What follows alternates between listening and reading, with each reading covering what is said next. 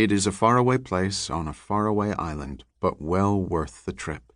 Altar Rock set atop Saul's Hills, one of the highest points on Nantucket. Tradition has it that this glacier-scored boulder was once sacred to the island's Native Americans. Certainly it is hard to resist a religious sense of awe when standing beside it. The view is breathtaking, particularly in fall when the gently rolling heathlands that stretch out in all directions, known locally as the moors, are tinged with red and yellow.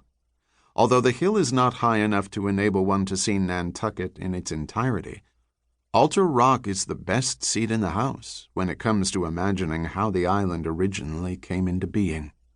Between 22,000 and 16,000 years ago, a giant glacier stretching across what is now Nantucket Sound bulldozed Saul's Hills into a rough approximation of their present form.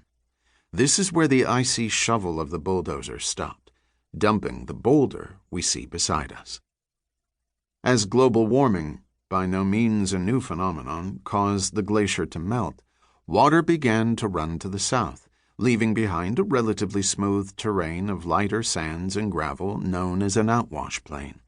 This is why the beach sand on the southern shore of the island is so much finer than that to the north, prompting one old-timer to observe, "I never saw a stone along the south shore bigger than a man's head." 15,000 years ago, however, what is now a beach was a long way from the ocean. Instead of being an island, Nantucket was a low range of hills more than 40 miles inland. As the climate continued to warm and the ocean continued to rise, plant life inevitably began to spring up among these hills, providing the basis for an ever-improving soil. 13,000 years ago, jack pines and spruce trees began to grow. A few thousand years later, oaks appeared. What is now Nantucket Sound was then a valley of ponds, lakes, and forests.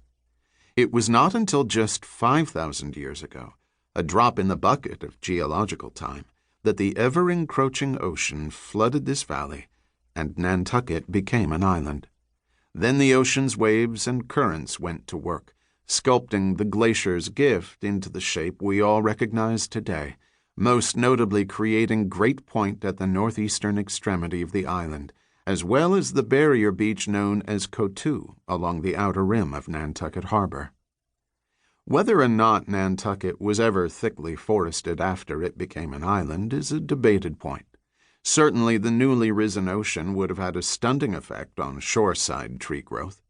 But this did not keep an exposed area such as Coteau from becoming so heavily wooded that as late as 1711, the town's selectmen commented on the great benefit of this neck of land to the succor of our sheep in hard seasons, while passing a provision against the cutting of cedars, pines, or any other growths on Coteau. According to the early historian Obed Macy, oak trees of an uncommonly hard and firm texture once flourished throughout the island, and provided the timbers for many of the old homes that are still standing today. A particularly good growth of white oak trees apparently shaded the area around what is now Cliff Road on the north side of the island. Instead of salt spray, it was probably fires, either naturally occurring or man-made, that limited the growth of trees on the island.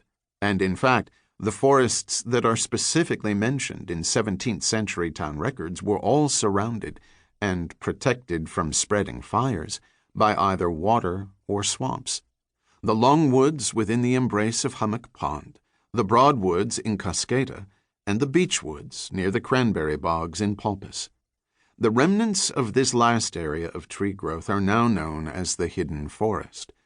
This is yet another sacred place. Standing within the sun-dappled quietude of these ancient beech trees, it is difficult to believe that you were on an island 30 miles out to sea. Nantucket's original human residents first came to the area approximately 8,000 years ago, long before it was an island. At this time, America's native inhabitants were a hunting culture, pursuing the caribou and other large game that followed in the wake of the glacier. As the climate continued to warm and the caribou moved north, early Nantucketers began to rely increasingly on seeds, fruits, and roots for nourishment. Archaeological digs on the eastern end of the island in Quidnet indicate that deer were an important part of the Indians' diet in the 1st century A.D., by which time Nantucket had been an island for more than 3,000 years. At some point, however, overhunting must have led to the animal's extirpation. The deer that now exist on Nantucket were introduced in the 1920s. Other game animals, such as the raccoon and fox, were also killed off by the Indians. In fact, when the naturalist John James Audubon came to Nantucket, he reported that the largest quadruped found in a wild state is the Norway rat. There were cases, however, in which the island seems to have provided a refuge for species that had disappeared elsewhere in the region. Much to the chagrin of some modern-day developers, Nantucket is one of the few places in Massachusetts that still offers a habitat for the short-eared owl. In his day, Audubon found species of jumping mice, shrews, and bats on Nantucket, which were so unusual that he preserved them in jars of rum for further study.